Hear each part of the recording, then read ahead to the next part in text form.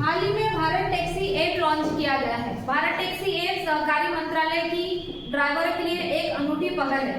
तो ये जो भारत टैक्सी ऐप है, सहकारी मंत्रालय ने 5 फरवरी 2026 को लेकर आए हैं। इसका रीजन क्या है ना, इसके लाने का रीजन जो है वो क्या है? तो सरकार ने भारत टैक्सी ऐप के माध्यम से ये बोला गया है कि ड्राइवर ही क्या होंगे, मालिक होंगे, वही आपके शेयर होल्डर्स होंगे, है ना।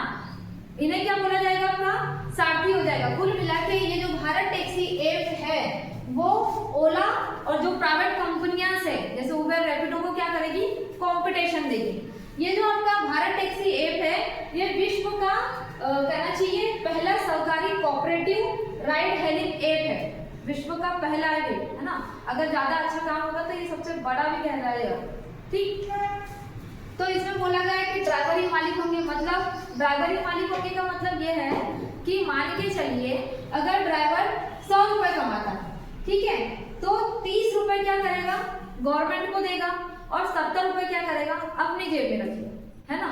अगर अब पहले क्या होता था, ओला, उबर और रैपिडो जो टैक्सी ऐप थे, है ना, इसके माध्यम से अगर ड्राइवर जुड़ रहा है, जैसे ओला में अगर वो काम कर रहा है, तो मान के चलिए कहना चाहिए कि एक दिन का पैसा वो 420 रुपए कमाता है, या मान के चलो वो 400 रुपए कमा रहा है ना।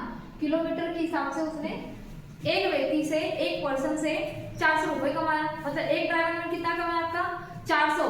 तो इसका 20 से 40% जो हिस्सा है वो कौन, ये प्राइवेट कंपनियां रख लेती थी। 400 रुपए उसने कमाया, 20 से 40 रुपया, 40% जो पैसा है वो कंपनी रखती थी। बाकी जो पैसा है वो किसके जेब में जाता था, ड्राइवर के जेब में जाता था। तो ड्राइवर को मतलब ड्राइवर की कमाई होती थी क्या, नहीं, है ना। 20 से 40 रुपया मतलब कि मान के चलिए अगर 40 रुपए भी वो एक ड्राइवर से कमा रहा है तो मंथ में कितना हो गए, है ना, ईयर में कितना टर्नओवर जो है उस कंपनी को फायदा हो रहा है। तो सरकार ने ये बोला कि भाई इससे जो ड्राइवर उसके हित प्रभावित हो रहे, क्योंकि वो एक गिग वर्कर्स के रूप में काम कर रहा है। गिग वर्कर्स का मतलब ये होता है कि उस कंपनी के द्वारा उसे किसी चीज की सुरक्षा प्रदान नहीं करती, है ना। दुर्घटना होने पर उसे किसी प्रकार का ट्रीटमेंट नहीं दिया जाता, बीमा नहीं रहता उसके पास में, है ना। सेवानिवृत्ति होने के बाद उसे किसी प्रकार का जो है पेंशन या भत्ता जो है प्राप्त नहीं होता।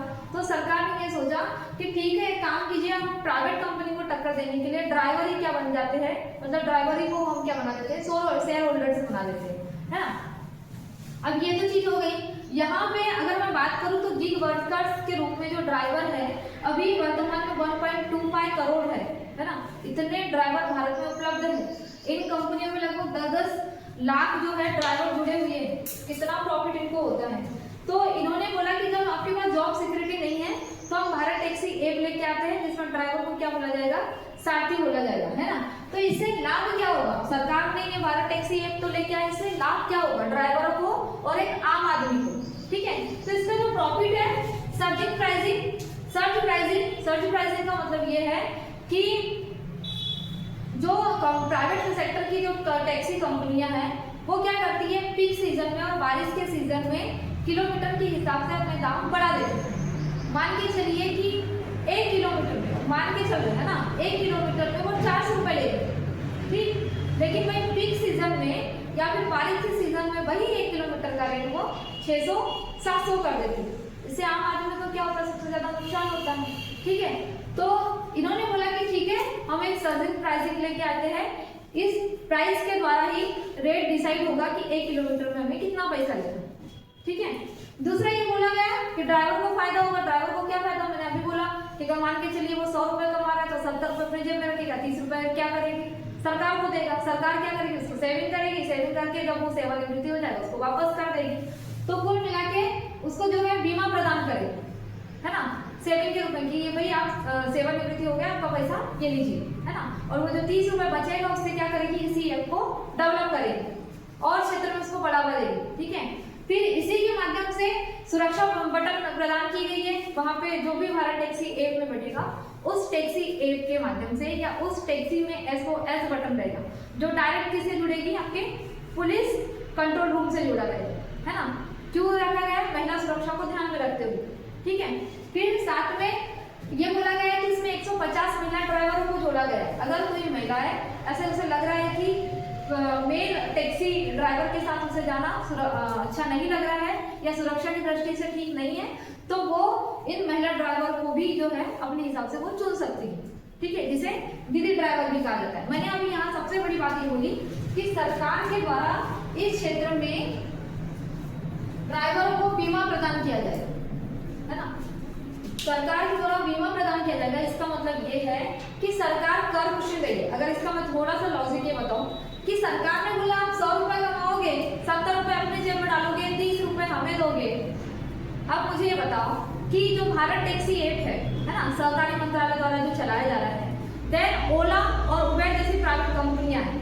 अब सरकार, अब थोड़ा इसका लॉजिक समझो, है ना, हमने एक ड्राइवर है जो किलोमीटर के हिसाब से 400 रुपए ले रहा है, कौन, ओला उबेर प्राइवेट कंपनियां।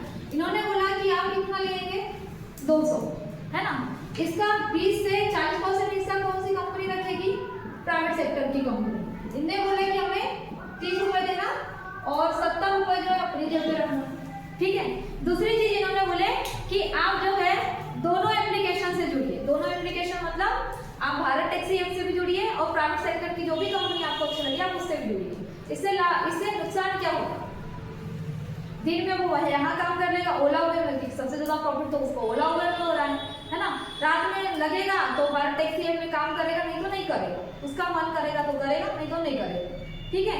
इससे सरकार को फायदा ये होगा कि सरकार बताए कि देखिए इस एप्लीकेशन के माध्यम से हमने इतने लोगों को क्या दिए हैं, रोजगार दिए हैं। रोजगार दे तो दिए लेकिन काम कुछ नहीं कर रहे हैं ना, बेरोजगार में बैठे हुए हैं, ठीक है। दूसरी चीज ये है कि हमने इतने लोगों को क्या करे हैं, बीमा प्रदान किए करें, है ना, भाई आप भी उससे 30 रुपए ले रहे हो और उसको 5 लाख का 20 लाख का बीमा कवर करके दे रहे हो, तो इसमें उसका क्या फायदा है ना। फिर तीसरी ये चीज है कि हम इनकी जो कहना चाहिए इनकम सेविंग करके रखेंगे, 30 रुपए जमा कर करके आप उसी को कहना चाहिए रिटर्न करोगे, उसका इंटरेस्ट रेट पड़ेगा, सेवानिवृत्ति की बताओ उसी को देने वाले हो।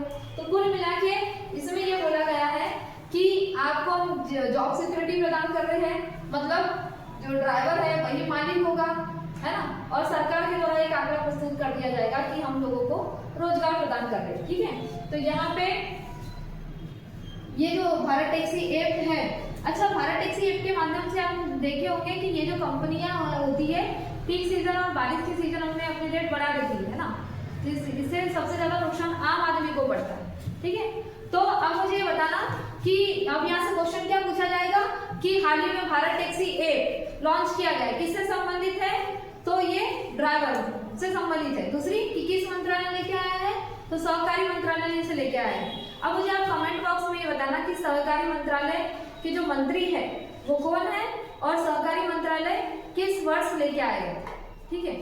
Thank you.